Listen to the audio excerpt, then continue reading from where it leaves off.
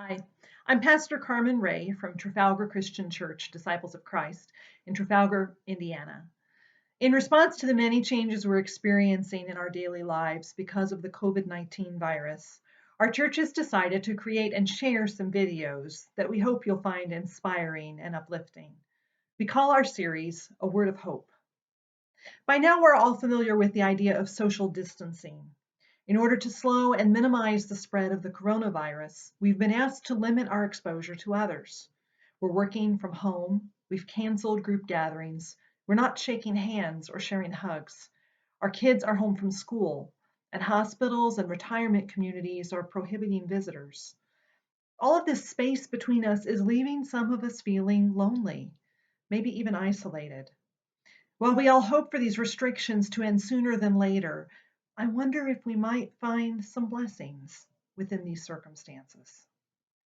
While our normal daily routines may involve frequent interactions with others, how meaningful do those interactions tend to be?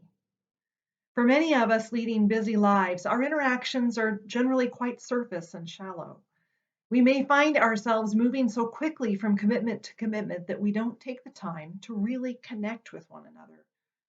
Could this time of restricted activities and social distancing be an opportunity for deepening connections? I'm a parent to four kids, two teens and two young adults. While living in the same house means that we see one another frequently, our lives have been moving at warp speed. Seeing one another hasn't meant connecting with one another. We don't eat together as much as we used to, and when we do try to hang out and have a good time, often there's a tension that underlies our interactions. During this season of restrictions, we're trying to spend more intentional time together. Earlier this week, we planned a little family St. Patty's Day party. We were playing charades, but our hearts weren't in it. We just weren't having a good time. Finally, my 20-year-old son, James, said out loud what all of us were probably thinking. There are some things about the way we interact with each other that we needed to bring out into the open and discuss. My kids established some ground rules for having an intentional conversation about how we communicate with each other. And for the next hour and a half or so, we had a really honest discussion. It wasn't the easiest thing we've ever done, but it opened up new and better ways for us to interact with each other and brought some healing where it was needed. Since that conversation, I can feel the decrease in tension in my family. And I think that family meeting has created the potential for us to be more authentic with each other. I'm so grateful that my kids were willing to talk things through. While I would never say that what's happening in our world with the coronavirus is a blessing, I am grateful that my family was able to draw this blessing out of these circumstances. Unless you live alone, chances are that right now you're under the same roof with your family members more than usual. Could this be an opportunity for connection? What if during this season of social distancing, you spent intentional time with your spouse? This may be an opportunity for some great date nights at home, or a discussion that's been put off far too long, or for learning some new ways to spend time together.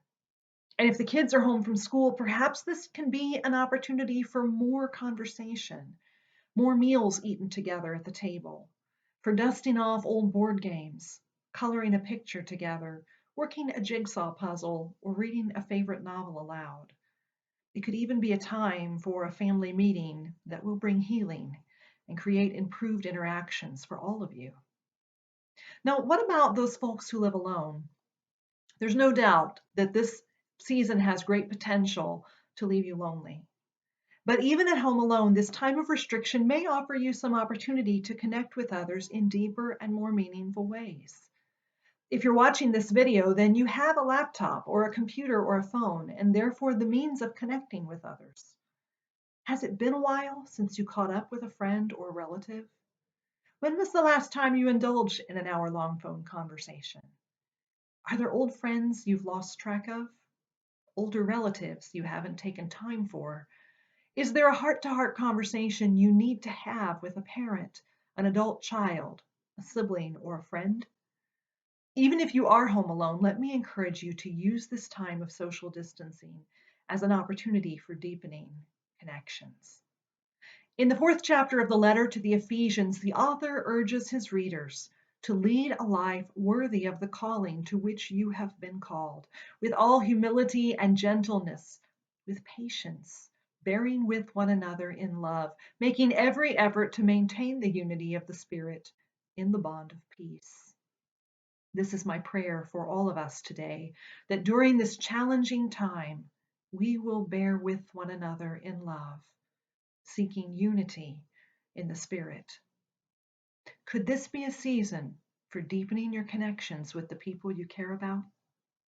I hope today you will find some opportunities within this new realm of social distancing to draw closer to the ones you love.